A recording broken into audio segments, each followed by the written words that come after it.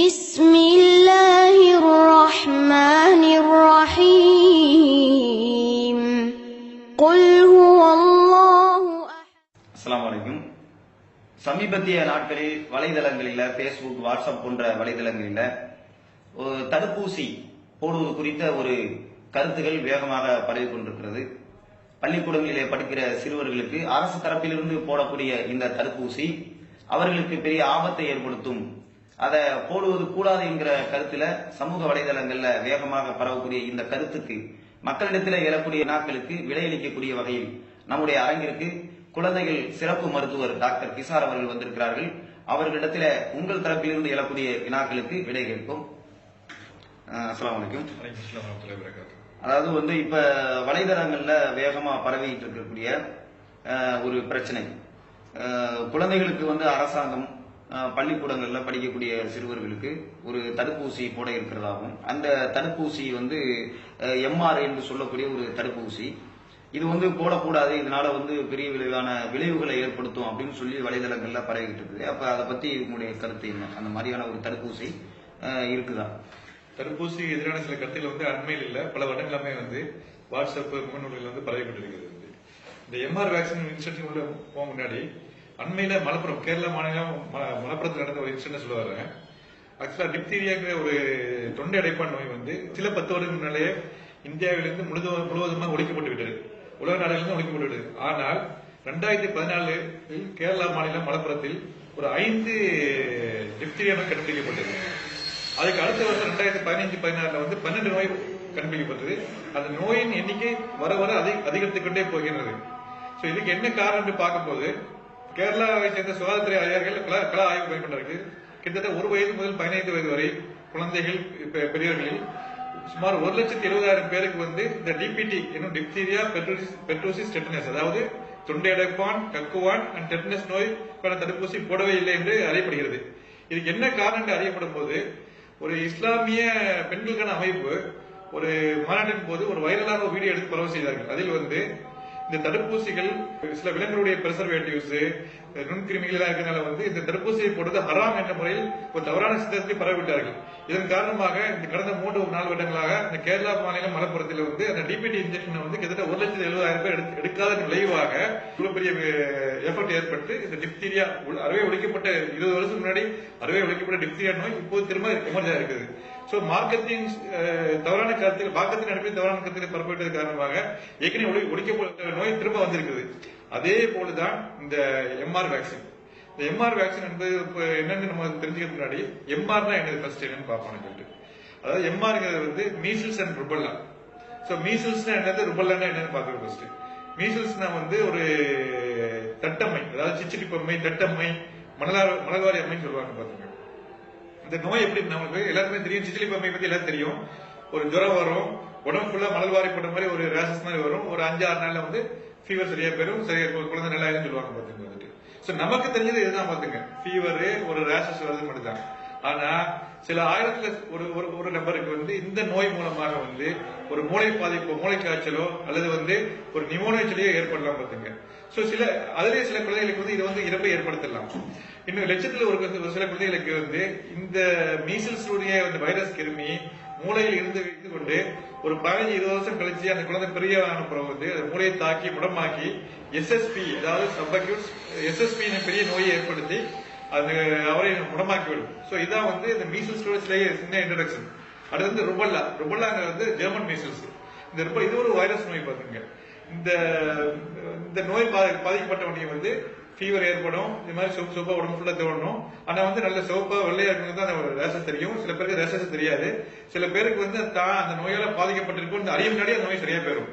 அப்ப நோய் சிம்பிளா தானே இருக்குது, அதை பத்தி கொலை பண்ணணும் அப்படின்னு சொல்லி கேட்கலாம். பாத்துங்க, ஆனா இதுல என்ன விஷயம்னா, இந்த வைரஸ் நோய், இந்த வைரஸ் கருத்தரித்த பெண்ணை அந்த கருவின் ஆரம்ப காலத்தில், அதாவது பிரெக்னன்சியுடைய ஆரம்ப காலத்தில் இந்த பெண்ணை பாதித்தால் அந்த வைரஸ் கருவில் வளரும் குழந்தையின் சிசுவை பாதித்து அந்த சிசுவிற்கு கண் பாதிப்பு, கண் தெரியாம போறது, காது பாதிப்பு, காது கேட்காம போறது, இருதய பாதிப்பு, மூளை வளர்ச்சி பாதிப்பு, வலிப்பு நோய் போன்ற எல்லா நோயும் ஏற்படுத்தும்.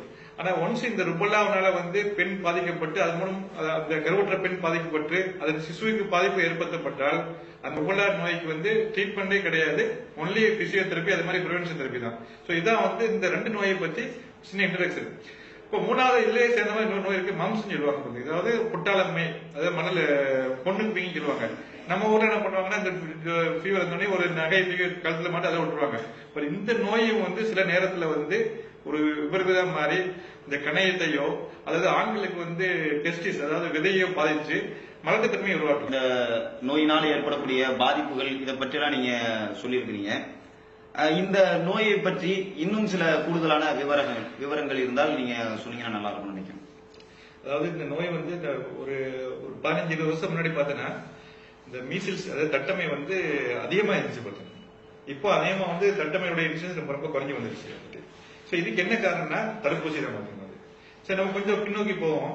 இந்தியாவில் வந்து ஆரம்பத்தில் வந்து universal immunization programme and expanded programme on immunization UIP and இபைன் ப்ரோக்ராம் வச்சு இந்த தட்டமை தடுப்பூசி அதாவது மீசில்ஸ் தடுப்பூசி மட்டும், அதாவது எம்எம்ஆர் இல்லாம வெறும் மீசில்ஸ் தடுப்பூசி மட்டும் 9 மாசம் முடிவுல 10ஆம் மாதம் ஆரம்பத்தில் வந்து அரசாங்கம் எல்லா அரசு மருத்துவமனையிலும் ஆரம்ப சுகாதார நிலையத்திலும் போடப்பட்டு வந்தது.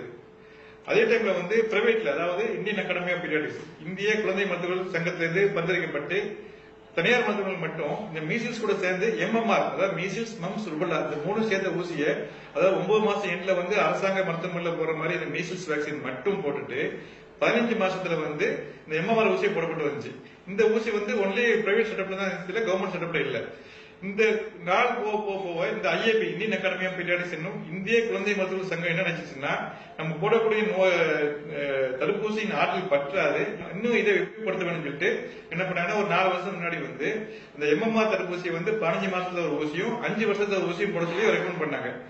இன்னும் நிறைய கள ஆய்வுகளை பண்ணி நிறைய ஆய்வுகளை பண்ணி என்ன பண்ணாங்கன்னா இன்னும் இந்த தடுப்பூசியின் வேகம் ஆற்றல் பத்தாது சொல்லிட்டு அந்த 9 மாசத்துல வந்து மீசில்ஸ் போடுற தனியா போற தடுப்பூசி எடுத்து விட்டு அப்பவும் அதுலயும் எம்எம்ஆர் ஆயிட்டாங்க. அப்போ கிட்டத்தட்ட ஒரு 2 வருஷமா வந்து தனியார் செட்டப்ல வந்து ஐஏபி ரெக்கமெண்டேஷன் படி பரிந்துரைப்படி எம்எம்ஆர் 9 மாசத்துலயும் எம்எம்ஆர் வந்து 15 மாசத்துலயும் எம்எம்ஆர் வந்து 5 வயசுலயும் போடப்பட்டுச்சு. ஆனா அரசு மருத்துவமனையில வந்து 9 மாசத்துல மட்டும் மீசில் ஊசி போட்டு வந்தாங்க. சோ இப்போதைக்கு என்ன பண்ணாங்கன்னா அரசாங்கம் என்ன முடிவு எடுத்துக்கிட்டா பல கலைகள் பண்ணி நிறைய ஆராய்ச்சிகளை பண்ணி இந்த மீசில்ஸ் வந்து இன்னொரு டோஸ் அவங்க வந்து அந்த குழந்தைகள் வந்து எத்தனை முறை எத்தனை தடுப்பூசி போட்டுதான் பரவாயில்ல, அதாவது அரசாங்கத்துல போட்டலாம் பரவாயில்ல, பிரைவேட்ல போனாலும் பரவாயில்ல, 3 தடவை போடலாம் பரவாயில்ல, 4 தடவை போடலாம் பரவாயில்ல, 9 மாதம் முதல் 15 வயசு வரை உள்ள எல்லா குழந்தைகளுக்கும் இலவசமாக ஒரு டோஸ் அதாவது MR measles and rubella vaccine, அதுல மம்ஸ் வராது, மீசில்ஸ் அண்ட் ருபல்லா வேக்சின் போடணும். எனக்கு முக்கியமான காரணம் என்னன்னா இந்த மீசில்ஸ் வந்து அநேகமா வந்து முன்னாடி விட ரொம்ப குறைஞ்சு வந்துச்சு, அறவே ஒழிக்கப்பட வேண்டும். 2வது வந்து ருபல்லா வந்து இப்போது உள்ள ஜெனரேஷன் தாக்காம அடுத்த ஜெனரேஷனை தாக்கி குணமாக்குறதுனால வந்து அதை முற்றிலுமா ஒழிக்கப்பட வேண்டும் என்ற உயரிய நோக்கத்தோட வந்து அரசாங்கம் வந்து இந்த எம்ஆர் வேக்சின்ங்கிற தடுப்பூசியை இப்போது வந்து பள்ளிகளிலும் இலவசமாக இன்ட்ரோடியூஸ் பண்ணிருக்கு. இந்த நோய் பற்றிய கருத்துக்களை சொன்னீங்க. இந்த தடுப்பூசியை வந்து என்னென்ன மாதிரி நம்ம போட வேண்டும், அதனால வந்து இந்த போடலைன்னா என்னென்ன மாதிரியான பாதிப்புகளை எல்லாம் அது ஏற்படுத்தும் அப்படிங்கிற விஷயங்களை நீண்ட ஒரு விஷயங்களை நீங்க சொன்னீங்க. ஆனா இன்னைக்கு வந்து இந்த தடுப்பூசி போடுறதுனால இந்த எம்ஆர் என்று சொல்லக்கூடிய இந்த தடுப்பூசி போடுறதுனால ஒரு பாதிப்பு ஏற்படும் சொல்லி ஒரு கருத்து பரவி கொண்டிருக்கிறது. அது மாதிரியான பாதிப்புகளை இந்த எம்ஆருடைய தடுப்பூசி வந்து ஏற்படுத்துமா அப்படிங்கறத கொஞ்சம் மக்களுக்கு தெளிவா சொல்லுங்க. அதாவது வந்து அரசாங்கம் வந்து இப்போ வந்து இந்த திட்டத்தை வந்து செயல்படுத்த போறாங்க. இதுக்கு வந்து பல எதிர்குரல்கள் கேட்கின்றன. அப்ப இந்த வந்து நம்ம இதுல வந்து மருத்துவ அறிவியல் பூர்வம் பேசல. அவங்க வந்து தனக்கு ஒரு மெசேஜ் வந்து நான் ரிசீவ் பண்ண அதை ஃபார்வர்ட் பண்ண அதை ஆராயவே இல்லை, யாரோ ஒருத்தர் எங்கேயோ ஆரம்பிச்சு நம்மளும் வந்து அந்த அறிவியல் பூர்வமா விட்டுருவோம். சயின்டிபிக்கா பண்ணா ரொம்ப டீப்பா போயிட்டு இருக்காங்க. அவங்க பேசின கருத்துலேயே நம்ம சில கருத்துல எடுத்துக்கிறோம். சோ அரசாங்கம் வந்து ஒரு உயரிய நோக்கத்தோட ஒரு தட்டமையை முக்கியமா ஒழிக்க வேண்டும், இந்த ருபல்லா வந்து அடுத்த ஜெனரேஷன் பாதிக்கூடாது பெரிய ஒரு டார்கெட்டோட வந்து ஒரு திட்டத்தை அறிவிக்கும் போது அதை எதிர்த்து சில கருத்துக்களை தெரிவிக்கும் போது அந்த கண்டிப்பா வந்து அந்த தெரிவிக்கிற ஆள் வந்து அது என்ன தடுப்பூசி பத்தி கொஞ்சம் அட்லீஸ்ட் படிச்சுட்டு அதை பேசணும். ஆனா அவர் பேசுறாரு, ஒரு ஆடியோ கிளிப் பார்க்க போதுங்க, அது வந்து அவர் பேசுறாரு வந்து இந்த தடுப்பூசி வந்து சிக்கன் பாக்ஸ் காண்டி போடுறாங்க அப்படின்னு சொல்லி பேசுறாரு. சிக்கன் பாக்ஸுக்கும் மீசில்ஸ்க்கு எந்த தொடர்பே கிடையாது பாத்தீங்கன்னா. இதான் அவங்க வந்து சயின்ஸ் தெரியாம பேசுறாங்க. இந்த நோய் இந்த தடுப்பூசி போடுறது மீசில்ஸ் அண்ட் ருபல்லா, அதாவது தட்டமை அண்ட் ஜெர்மன் மீசல்ஸ், அதாவது ருபெல்லாக்கு எதிர்க்க போடக்கூடிய தடுப்பூசி. சிக்கன் பாக்ஸ் இதுக்கு எந்த சம்பந்தமே கிடையாது. ரெண்டாவது இன்னொரு கருத்தை சொல்றாரு, இந்த ஊசி வந்து வெளிநாட்டுல தயாரிக்கப்பட்டது, வெளிநாட்டு கம்பெனி வந்து நம்ம நாட்டுக்குள்ள இந்த கருத்தை திணிக்கிறாங்கன்னு சொல்லி போட்டு ஒரு போட்டோவே அனுப்பியிருக்காரு. அதாவது என்ன, அந்த தடுப்பூசி போட்டோ அனுப்பியிருக்காரு. இந்த எம்ஆர் தடுப்பூசி வந்து தயாரிக்கப்படுறது, அதாவது மேனுபேக்சர் பண்றது, சந்தைப்படுத்துறது, அதாவது வந்து தயாரிச்சு மார்க்கெட்டிங் பண்றது எல்லாமே வந்து இந்தியாவில் உள்ள மகாராஷ்டிரா மாநிலத்தை சேர்ந்த பூனேவை சேர்ந்த பூனாவாலா என்ற குரூப்பை சேர்ந்த சீரம் இன்ஸ்டிடியூட் ஆஃப் இந்தியா என்ற கம்பெனி தான் வருது. சோ இது வந்து கவர்மெண்ட் வந்து நேரடியா வந்து பூனேல உள்ள நம்ம இந்தியாவுடைய கம்பெனி பர்ச்சேஸ் பண்ணுது, அதை அப்படியே மார்க்கெட் பண்ணி. சரி, இந்த தடுப்பூசி ஆபத்தானதா ஆபத்து இல்லையான்னு முன்னாடி ஒரு தடுப்பூசி வந்து கண்டுபிடிக்கப்பட்டு, அதாவது சேஃப்டியான தடுப்பூசி கண்டுபிடிக்கப்பட்டு அது வந்து சந்தைக்கு வர முன்னாடி ஜஸ்ட் லைக் தட் நம்ம வாட்ஸ்அப்ல போன மாதிரி தடுப்பூசியை போட முடியாது. இது வந்து பல ஆய்வுகளுக்கு உட்படுத்தப்பட்ட வேணும். மருத்துவ ரீதியா வந்து ஒரு ரெக்கார்டு ஆய்வுகள் சொல்லுவாங்க, எழுத்துப்பூர்வமான ஆய்வுகள் பண்ணிட்டு அப்புறம் வந்து சர்வதேச தரத்துக்கு உட்பட்டு 3 வகையான ட்ரையல்ஸ், அதாவது கிளினிக்கல் ட்ரையல்ஸ், மருத்துவ ரீதியாக கிளினிக்கல் ஆய்வு நடத்தப்பட வேண்டும். அந்த ஆய்வை வந்து ஒரு கமிட்டி வந்து அதை சூப்பர்வைஸ் பண்ணி அந்த 3 ட்ரையலையும் பாஸ் பண்ண பிறகுதான் வந்து அந்த தடுப்பூசி வந்து சந்தைப்படுத்தப்படும். இந்த 3 ட்ரையலையும் பாஸ் பண்ணி சந்தைப்படுத்தப்பட்ட உடனே கூட வந்து உடனே வந்து பெர்மனண்டா கொடுக்க மாட்டாங்க, ஒரு டெம்பரரியா தற்காலிகமா ஒரு வருஷத்துக்கு கொடுப்பாங்க. இந்த சந்தைப்படுத்தப்பட்ட போஸ்ட் மார்க்கெட்டிங் சர்வைலன்ஸ் பார்ப்பாங்க. இந்த சந்தைப்படுத்த பின்னாடி வந்து இந்த தடுப்பூசி ஏதாவது வந்து விளைவு ஏற்படுத்தான் பார்ப்பாங்க. இப்படி இது கடினமான எல்லா டெஸ்டையும் பாஸ் பண்ண பிறகு அந்த தடுப்பூசி வந்து சந்தைப்படுத்தப்படும். இப்படி பெர்மனண்டாக இப்படி சந்தைப்படுத்துறதுக்கு ஒரு தடுப்பூசி கண்டுபிடித்து வெளிவருவதற்கு கிட்டத்தட்ட 12 வருடங்கள் ஆகும். ஜஸ்ட் லைக் இது வந்து சேஃப்டி இல்லை அப்படின்னு சொல்ல முடியாது.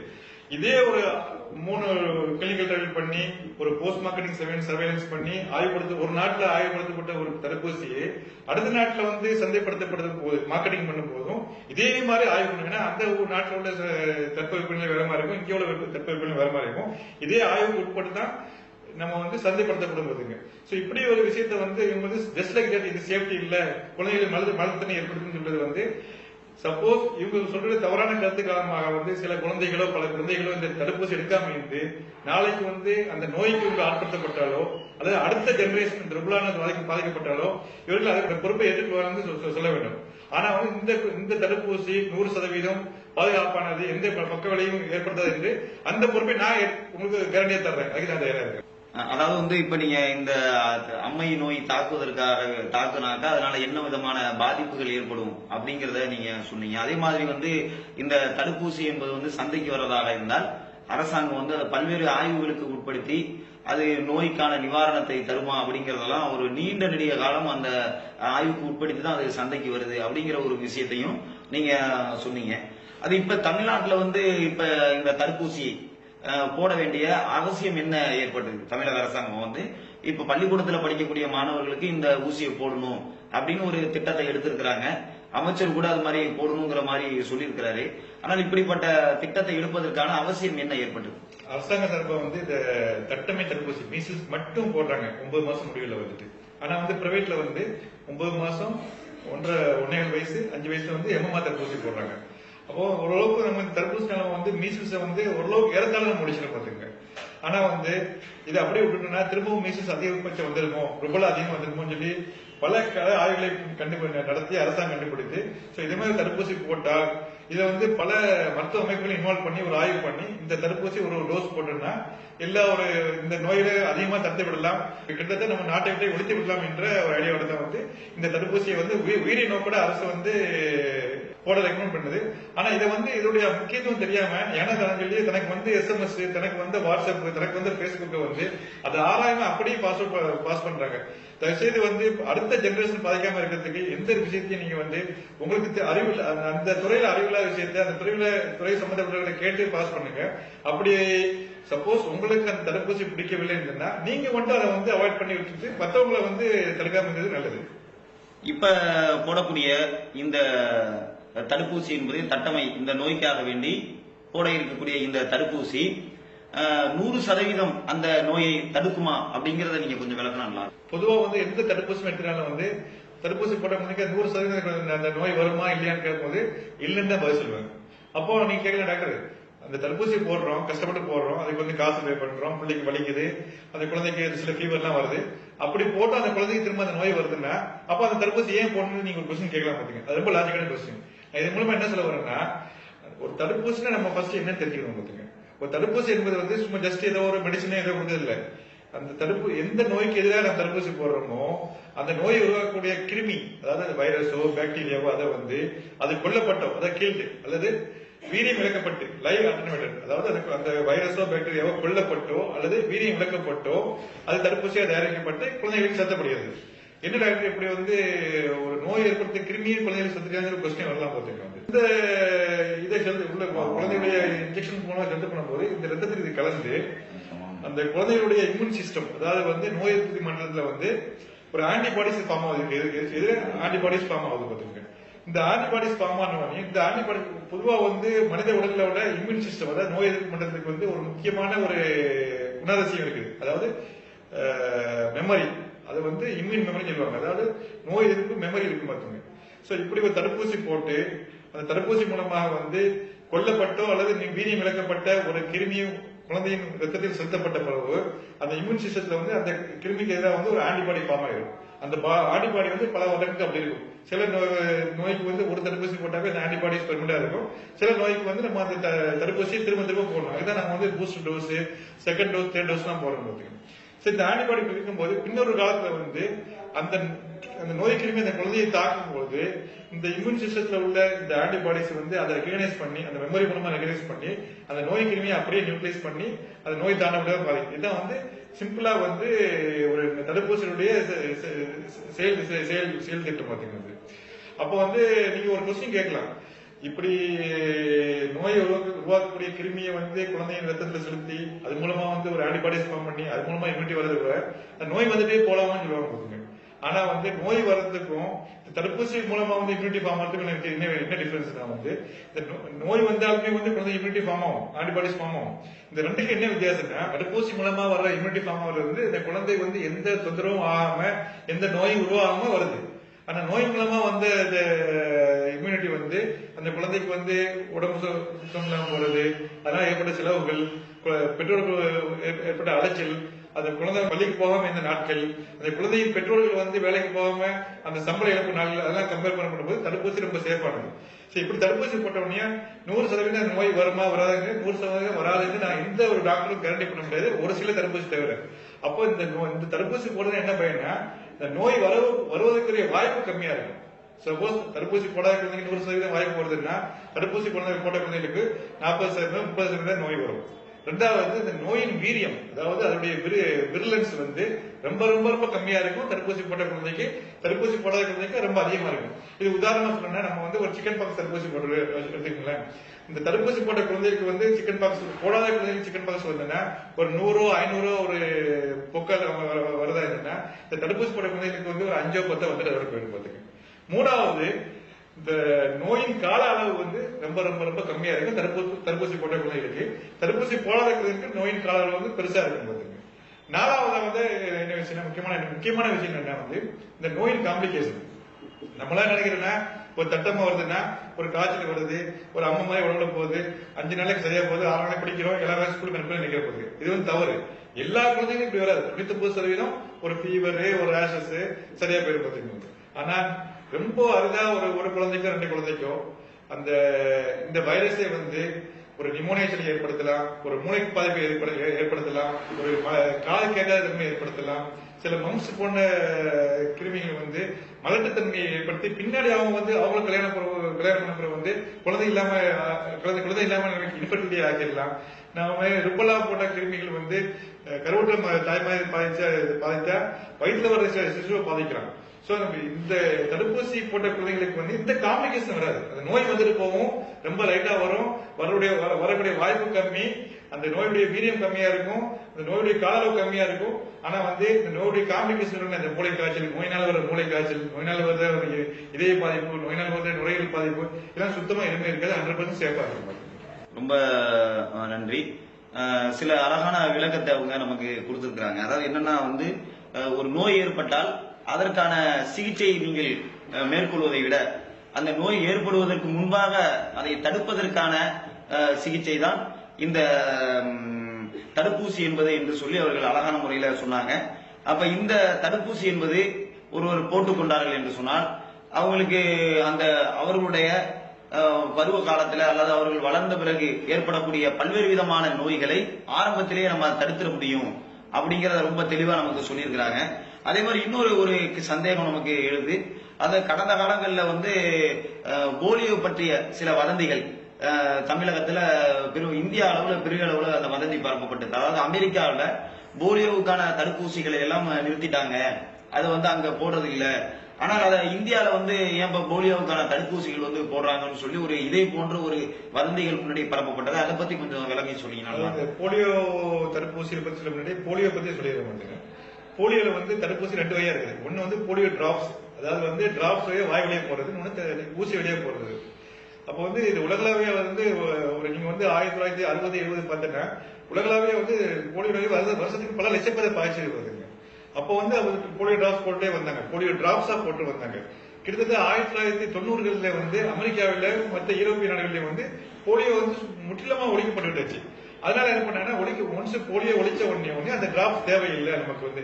ஏன்னா அவங்க வந்து போலியோ ஒழிச்ச உடனே சடனா வந்து ஒரு கவர்மெண்ட் சொல்றது எங்க நாட்டுல போலியோ இல்லைன்னா உடனே ஒழிச்சுன்னு சொல்ல மாட்டாங்க. அதாவது WHO, அதாவது உலக சுகாதார மையம் வந்து அதை ஆய்வு செய்து பல பல பல சந்தைகளை உட்பட்டு ஆய்வு பண்ணி 3 வருடம் வெயிட் பண்ணி பார்ப்பாங்க. 3 வருஷத்துல அந்த நாட்டுல வந்து எந்த நோயுமே வராட்டதான் போலியோ ஒழிக்கப்பட்டு சொல்லுவாங்க. அப்ப அந்த அமெரிக்கா போன்ற அமெரிக்கா மற்றும் ஐரோப்பிய நாடுல வந்து 1990 வந்து போலியோ ஒழிச்சாச்சு. இப்ப போலியோ ஒழிச்சாச்சுன்னா அதுக்கப்புறம் அந்த நாட்டுல வந்து போலியோ டிராப்ஸ் தேவையில்லை.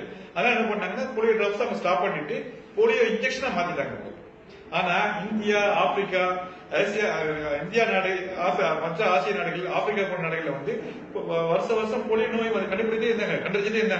கிட்டத்தட்ட இந்தியாவில வந்து 2011 வரையும் 2011 ஜனவரி வரையும் கடைசியா ஒரு போலியோ கேஸ் கண்டுபிடிச்சாங்க. அங்க 1990 நிறுத்திட்டாங்க, இங்க 2011 கண்டுபிடிச்சாங்க. சோ அதுக்கப்புறம் என்ன பண்ணிச்சுன்னா பக்கத்துல 2012 அப்புறம் 2011 வந்து கடைசியா இந்தியாவில வந்து போலியோ நோய் கண்டுபிடிக்கப்பட்டது. அப்போ வந்து WHO வந்து இந்தியா வந்து ஆய்வு பண்ணுது. அப்போ 3 வருஷம் தொடர்ந்து ஆய்வு பண்றாங்க. அப்ப இது இடப்பாதி காலத்துல இந்தியாவில எந்த நோய் ஆய்வு பண்ணும் போது இந்தியாவில எந்த நோய் இல்லை. ஆனா இந்தியா பக்கத்து நாடான ஆப்கானிஸ்தான்ல வந்து நோய் கண்டுபிடிச்சாங்க. அப்ப இப்ப நீங்க ஒரு கொஸ்டின் கேட்டலாம், 1990 வந்து அமெரிக்கால வந்து நோய் ஒழிச்ச உடனே வந்து போலியோ டிராப்ஸ் நிறுத்திட்டாங்க, இந்தியாவில ஏன் இன்னும் போடுறாங்க அப்படிங்கிற போது ஆப்கானிஸ்தான் இந்தியாவுக்குள்ள வந்து நோய் இறக்குமதி பண்றது ரொம்ப ஈஸியா போயிருப்பாங்க. அதனால வந்து ஆப்கானிஸ்தான்லயே ஒழிக்கப்படுற வரையும் இந்த தடுப்பூசி இந்த சொட்டு மருந்து போடப்பட வேண்டும் என்ற பெரிய நோக்கத்தோட வந்து இந்த போலியோ சொட்டு மருந்து தொடர்ந்து போட்டு வர்றாங்க. இது கூட வந்து சில பிரைவேட் செட்டப்ல வந்து போலியோ இன்ஜெக்ஷன் போடுறாங்க. ஆனா இதைத்தான் வந்து இந்த அதிமேதாவிகள் புலனாய்வு பண்ற அதிமேதாவிகள் சொல்றாங்கன்னா அமெரிக்கால வந்து போலியோ டிராப்ஸ் ஒழிச்சிட்டாங்க, அவங்க ஒரு மீதி ஸ்டாக் எல்லாம் இங்க பிடிக்கலாம்னு சொல்றாங்க. இது வந்து அறிவியல் பூர்வம் இல்லாத ஒரு வாதம். தெரியாத கருத்தை வந்து தெரிஞ்சபடி கேட்டு தெரிஞ்சுக்கணும். அமெரிக்கால வந்து ஐரோப்பிய நாடுகள்ல 1990 வந்து போலியோ ஒழிக்கப்பட்டு விட்டாச்சு. அதனால அங்க டிராப்ஸ் தேவையில்லை, அதனால அங்க ஸ்டாப் பண்ணாங்க. இங்க வந்து போலியோ சுகாதாரம் கொஞ்சம் கம்மியா இருக்கிறதுனால மெயினா இந்தியா, ஆப்கானிஸ்தான், நைஜீரியா இதுதான் கடைசி நோய் போலியோ இருந்துட்டே இருந்துச்சு. சுகாதார கம்மியா வந்து இங்க போலியோ டிராப்ஸ் தேவைப்பட்டுச்சு. போலியோ நோயை ஒழிக்கிறதுக்கு ஒரே வழி வந்து போலியோ டிராப்ஸ் தான். இந்த பல்ஸ் போலியோ சொல்லி ஜனவரி போட்டு வருவாங்க பாத்தீங்க. அந்த போட்ட விளைவுனால தான் வந்து இன்னைக்கு வந்து நம்ம வந்து போலியோ ஃப்ரீ இந்தியா வந்து நம்ம எராடிகேட் பண்ணி போலியோ ஃப்ரீ இந்தியா இருக்கோம். சோ அந்த போலியோ பத்திய கருத்துக்கள் தவறான கருத்துக்கள். இப்படி இவங்க வந்து ஜஸ்ட் லைக் தட் அவங்க தெரிஞ்ச கருத்தை வந்து அப்படியே ஃபார்வர்ட் பண்ணிடுறாங்க. இதனால வந்து போலியோ டிராப்ஸ் போடுறது நிறுத்தப்பட்டு திரும்ப வந்து நம்ம வந்து போலியோ கேஸ் இந்தியாவில கண்டுபிடிக்கப்பட்டா இந்த போலியோ ஒழிக்கிறதுக்கு வந்து இந்தியா எடுத்த சிரத்தை வந்து வந்து பல கோடிகளை செலவழிச்சிருக்கு, பல எஃபர்ட்களை போட்டிருக்குது. இப்போ இதெல்லாம் வந்து நீங்க தப்பான கருத்துக்களை பரவ செய்யுது. அந்த நோய் திரும்ப வந்துச்சுன்னா நீங்க வந்து அதுக்கு பொறுப்பாளிகள், நீங்க அதுக்கு கண்டிப்பா பதில் சொல்லணும். சோ இந்த வாட்ஸ்அப் மூலமாகவும் இந்த பேஸ்புக் மூலமாகவும் தனக்கு தெரியாத மற்றவங்க அனுப்பி வைக்கிற தவறான கருத்துக்களை, அறிவியல் பூர்வம் இல்லாத கருத்துக்களை நீங்க பரப்பு முன்னாடி அவங்க தெரிஞ்சபடி கேட்டுக்கீங்க. உங்களுக்கு தெரியலன்னா பேசாம இருந்துட்டு நீங்க வந்துட்டு சப்போஸ் இந்த கருத்துக்கள் உங்களுக்கு பிடிக்கல, தடுப்பூசி போட உங்களுக்கு பிடிக்கலன்னா உங்களுக்கு மட்டும் நீங்க வந்து அதை அவாய்ட் பண்ணிட்டு அந்த தவறான கருத்தை மற்றவங்களுக்கு பரப்பாம இருக்க வந்துட்டு. அப்படி உங்களுக்கு அதை பத்தி அதிகபட்ச இது தேவைன்னா தெரிஞ்சவங்களுக்கு கேளுங்க. நீங்க தெரிஞ்ச நிறைய அமைப்புகளுக்கு அவங்க கேளுங்க. வந்து தயவு செய்து வந்து மக்களின் எதிர்காலத்தை, குழந்தைகளின் எதிர்காலத்தை, சுகாதாரத்தை பாதிக்க எந்த தவறான கருத்தையும் பரப்பாதீங்க. இதே மாதிரிதான் போலியோ டிராப்ஸ்ல வந்து நிலை ஏற்பட்டுச்சு.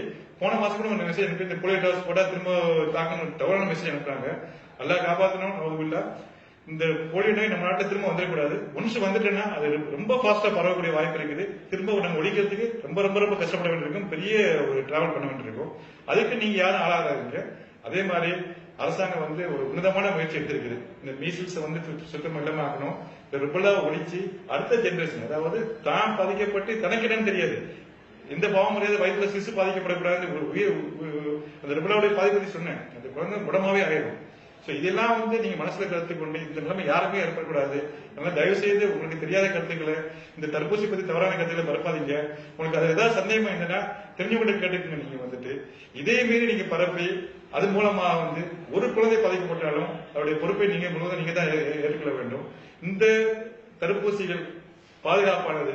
இதனால எந்த நோயும் வராது, எந்த மலத்தன்மையும் ஏற்படாது. சேஃபானது 100% நான் உத்தரவாதம் தர்றேன்.